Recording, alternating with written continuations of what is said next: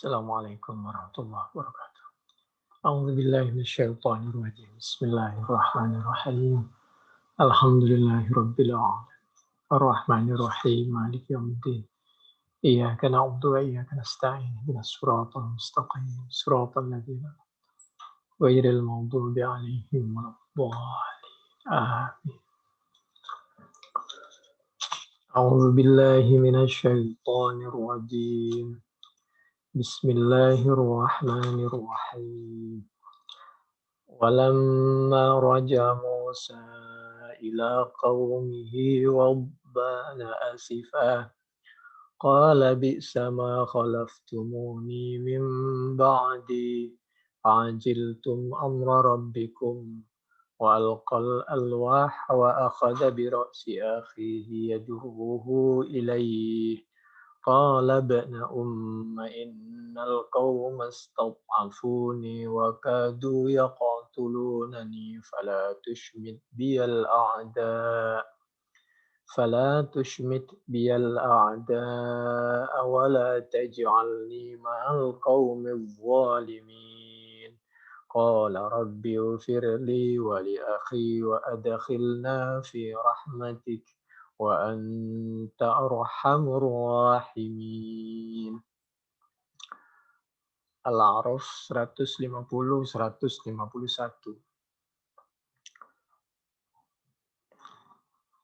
Walamma raja Musa ila qaumih, setelah Nabi Musa pulang menemui kaumnya, menemui Allah selama 40 hari, pulang ke kaumnya, ternyata kaumnya telah menyekutukan Allah, menyembah anak patung, anak sapi. Melihat kemaksiatan Nabi Musa ghadban. Ghadban itu tidak suka, marah. Jadi tidak benar kalau Nabi Musa itu digambarkan sebagai nabi yang lemah lembut. Tapi Nabi Musa itu lemah lembut pada waktunya dan tegas pada waktunya. Ghadban. Nabi Musa marah, asifa. Menyesal kenapa diberikan nikmat oleh Allah justru dipakai untuk sesuatu yang tidak diridhai oleh Allah Subhanahu wa taala. Asifah. Qala bi'sa ma khalaftumuni min ba'di. Lalu Nabi Musa bertanya kepada kakaknya yaitu Nabi Harun. Karena Nabi Harun ini lebih tua dari Nabi Musa 3 tahun. Kenapa menjadi seperti ini masyarakat? Apakah kakak lemah atau dilemahkan? Tidak diikuti perintahnya. Ajiltum amra rabbikum. Kenapa buru-buru terhadap perintah, larangan, dan keputusan dari Allah Subhanahu wa taala? Karena Nabi Musa menemui Allah berhari-hari, mendapatkan pelajaran, dan agar yang menunggu sabar, demikian juga agar kita sabar melaksanakan perintah dan menjauhi larangannya. Jangan buru-buru minta diadab dengan cara melakukan kemaksiatan. Wa alqal alwah wa akhadha bi ra'si akhihi yajurruhu ilaih. Kemudian Nabi Musa meletakkan kitabnya, lalu memegang anggota tubuh saudaranya, Nabi Harun. Qala ibna innal qauma stad'afuni. Jadi ini umat jadi melakukan maksiat seperti ini, mohon maaf Nabi Musa, adikku Musa, aku sudah berusaha, tapi mereka tidak mendengarkan. Justru ketika mau kami ingatkan, kami lemah dan dilemahkan, jumlah kami sedikit, dan kami khawatir kami dibunuh. Jadi Nabi Harun ini bisa dikatakan lebih lembut dari Nabi Musa satu sisi, tapi satu sisi karena beliau memang lemah. Tidak seperti Nabi Musa. Nabi Musa itu tegas. Dan beliau takut dibunuh. Sedangkan Nabi Musa luar biasa keberaniannya. Ini satu sisi. Jadi ada kalanya orang itu lebih disayang, lebih dianggap lembut ketika membiarkan suatu kemaksiatan. Lebih dianggap toleran. Sedangkan orang yang tidak setuju kepada kemaksiatan biasanya dianggap radikal. Itu dari dulu. Sehingga Nabi Musa itu oleh Firaun dan koalisinya dianggap radikal. Sama seperti Abu Jahal, Abu Lahab, orang kafir Quraisy, Yahudi Madinah, itu semuanya menganggap bahwa Nabi itu mubtilun, sahir, majnun, radikal. Ya kita tahu yang menganggap Nabi radikal itu adalah Abu Jahal, Abu Lahab. Sama dengan ketika Namrud menganggap bahwa Nabi Ibrahim itu radikal. Sama dengan dulu Belanda, Jepang itu menganggap bahwa bangsa Indonesia itu radikal karena maunya merdeka, sedangkan maunya mereka adalah dijajah dan kekayaan diambil dibawa ke luar negeri dan kita berada di bawah kekuasaan mereka. Itu tidak semuanya, tapi rata-rata orang yang kepingin berdiri sendiri, merdeka, itu biasanya dianggap orang tidak patuh. Qala bna umma innal qauma stad'afuni. Wahai anak laki-laki ibuku, Nabi Musa dipanggil seperti itu oleh Nabi Harun sebagai panggilan sayang agar Nabi Musa emosinya, amarahnya sedikit mereda karena bagaimanapun kita ini satu keluarga, bersaudara, jangan sampai kami dikecewakan, dipermalukan, dihukum di depan umum. Kira-kira begitulah. Ini pelajaran untuk kita semua, bukan berarti Nabi Musa ini mempermalukan saudaranya di muka umum. Tapi sesama saudara agar kita bisa menempatkan diri. Innal qauma stad'afuni. Masyarakat menganggap melemahkan sebab mereka nih kepada aku. Wa kadu yaqtulunani, dan dipastikan kalau kami ingetin mereka pasti membunuh kami. Dari dulu orang baik itu dituduh radikal, dicari-cari kesalahannya, dihukum, diusir, kalau perlu dibunuh. Wa kadu yaqtulunani fala tushmit biyal a'da. Dan kalau bisa gimana caranya musuh tidak menari di atas penderitaan kita umat Islam. Wala taj'alni ma'al qaumidz zalimin, tapi satu sisi tolong kami jangan dianggap membiarkan dan bergabung bersama orang-orang yang zalim. Artinya bagaimanapun Nabi Harun itu tidak suka kepada kezaliman dan kepada kemaksiatan. Keadaanlah yang memaksa seperti itu. Qala rabbi ighfirli wa li akhi. Kemudian Nabi Musa berdoa kepada Allah, ya Allah ampuni kekurangan saudaraku Nabi Harun, kakakku. Wa li akhi wa adkhilna fi rahmatik. Mudah-mudahan kami semua berada di bawah rahmatmu. Wa anta arhamur rahimin. Engkau maha penyayang dari yang penyayang. Al-Quran Surah Al-A'raf ayat 150-151.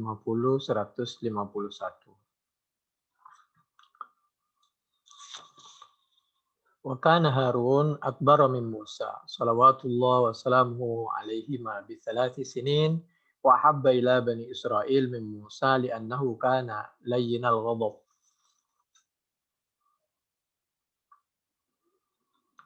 أن ذلك كان متعارفا عندهم كما كانت العرب تفعله من قبض الرجل على لحية أخيه وصاحبه إكراما وتعظيما فلم يكن ذلك على طريق الإدلال.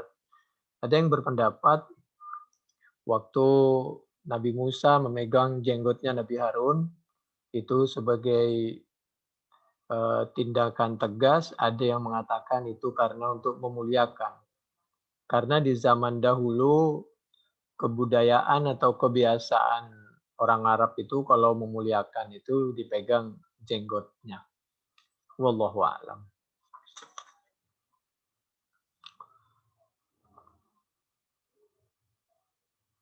ولهذا قال يا هارون ما منعك إذ رأيتهم ضلوا ألا تتبعان.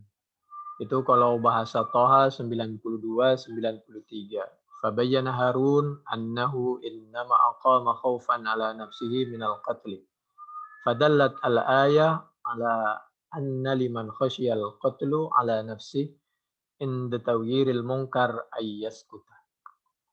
Qala ibna ummah, bisa dibaca ibna ummah, berarti dianggap satu kata seperti khamsata asyarah, atau bisa dibaca ya bena ummi, berarti dimudhafkan kepada ya mutakallim.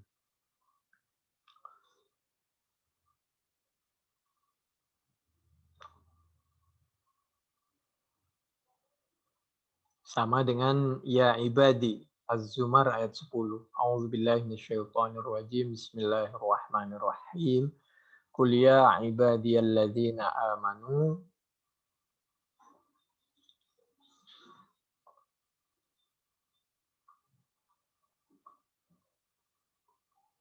ittaqu rabbakum lilladzina ahsanu fi hadhihi dunya hasanah wa ardullahi wasi'ah innama yuwaffas sabiruna ajrahum bighairi hisab. Di dalam Al-Qur'an 458. Al-Qur'an surah Az-Zumar. A'udzubillahi minasyaitonirrajim. Bismillahirrahmanirrahim. Qul ya ibadilladzina amanu ittaqu rabbakum. Ya ibadi. Lilladzina ahsanu fi hadhihi dunya hasanah wa ardullahi wasi'ah. Innama yuwaffas sabiruna ajrahum bighairi hisab. Jadi kalau dibaca ibadi dimudhafkan ke ya mutakallim.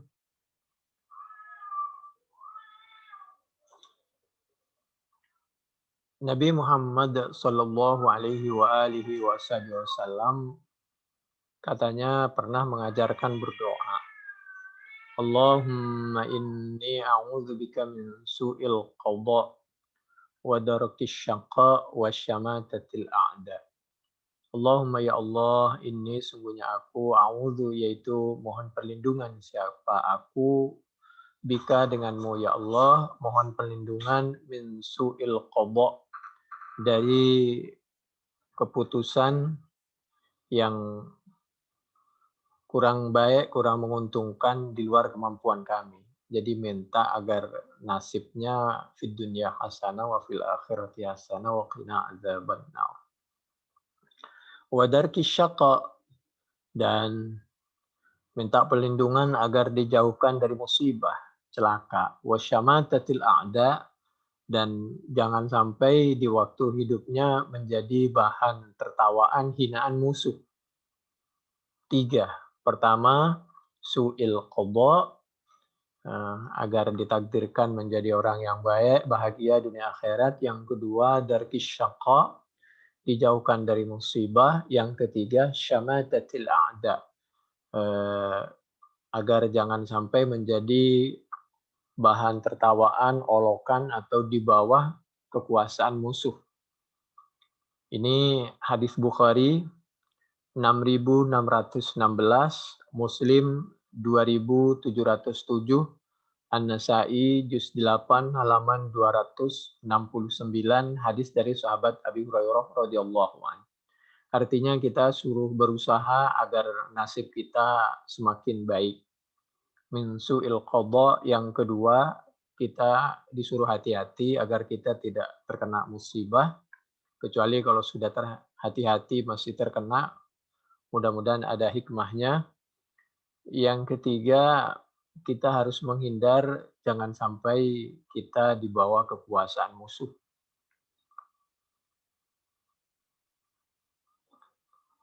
Penjelasan seperti ini bisa dilihat di dalam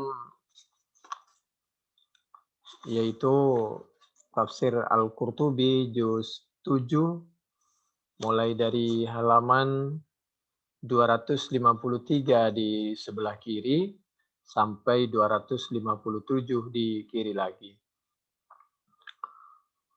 Oleh karena itu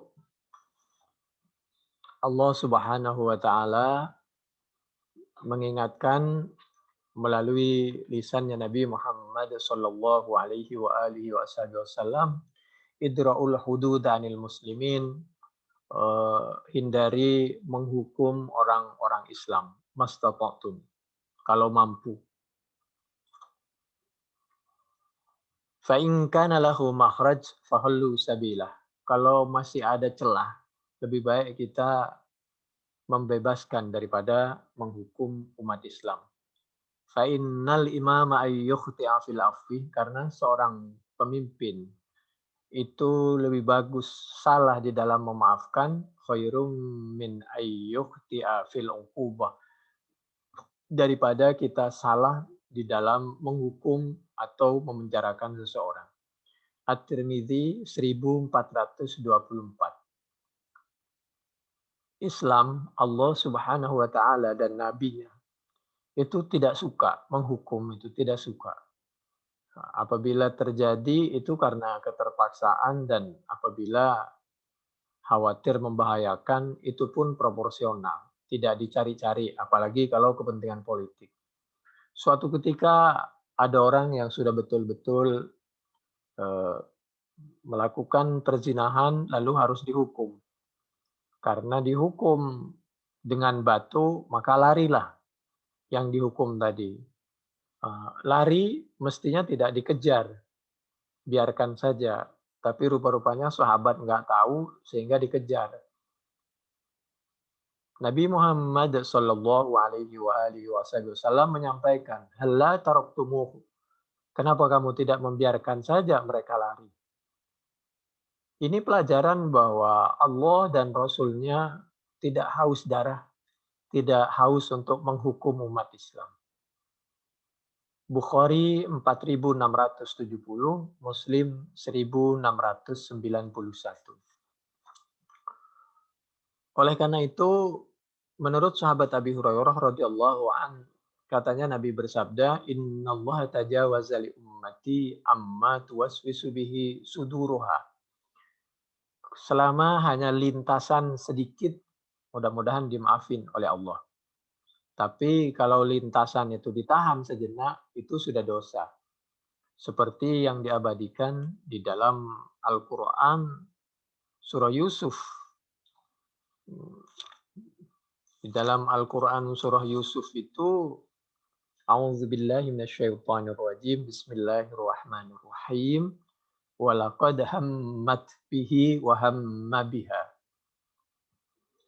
Wa hamma biha laula arwa'a burhana rabbih. Jadi lintasan sedikit itu pun kalau ditahan itu sudah diazab oleh Allah Subhanahu wa taala. Tapi kalau lintasan sebentar di luar kemampuan manusia, insya Allah dimaafkan. Walaqad hammat bih. Sampai di situ, lalu wahamma biha laula arwa'a burhana rabbih. Bagi perempuannya ada lintasan, bahkan pembuktian mau melakukan maksiat kepada Nabi Yusuf. Sedangkan Nabi Yusuf lintasan aja tidak. Kenapa? Karena laula arra'a burhana rabbih. Al-Quran surah Yusuf surah yang ke-12 ayat 24. Malam ta'mal bihi au tatakallama bih. Wa mastukrihu alaih. Dan sesuatu yang terpaksa. Nah, sesuatu yang terpaksa kalau tidak melakukan bahayanya luar biasa atau meninggal dan lain sebagainya, mudah-mudahan Allah memaafkan. Illa man ukriha wa qalbuhu mutmainnum bil iman. Itu Al-Quran surah An-Nahl ayat 106. Illa man ukriha. wa qalbuhu mutmainnum bil iman. Kecuali orang yang betul-betul terpaksa. Nah, terpaksa ini ada ukurannya sehingga kita menganggap terpaksa, bahayanya luar biasa, bisa mati dan lain sebagainya, tapi hatinya tetap dalam keimanan. Kalau bisa kita menghindar dari keadaan terpaksa-terpaksa itu. An-Nahl 106. Penjelasan seperti ini ada juga di dalam Fiqh Manhaji ala Madhabil Imam Syafi'i, juz 3 halaman 587 di sebelah kiri sampai 588 di sebelah kanan. Yang terakhir, nasihat dari Allah Subhanahu wa taala melalui lisannya Nabi Muhammad sallallahu alaihi wa alihi wasallam. Menurut sahabat Abi Hurairah radhiyallahu an, Nabi bersabda, qala Rasulullah sallallahu alaihi wasallam, "Ma min maklum yuklamu fi sabilillah illa jaa yaumal qiyamah wa kalmuhu yadma. Al-launu launu dam war-rih rihu miskin." Rasulullah sallallahu alaihi wasallam bersabda, orang yang karena melaksanakan perintah Allah, menjauhi larangan Allah, lalu sampai terluka karena mengharap keridhaan Allah, maka nilainya syahid. Nanti lukanya itu warnanya darah, al-launu launu dam, tapi baunya itu bau minyak kasturi. Warih rihumis, bagi orang yang meninggal syahid atau orang yang berjuang lalu nilainya syahid, seperti mohon maaf eh, seorang yang bekerja demi kerjaannya halal demi untuk kebutuhan keluarganya, atau melahirkan eh, lalu syahid, atau sakit perut, atau kerobohan, atau tenggelam. Tapi kalau bisa hati-hati jangan sampai tenggelam atau kerobohan. Jadi kita harus berada di waktu dan tempat yang kira-kira selamat.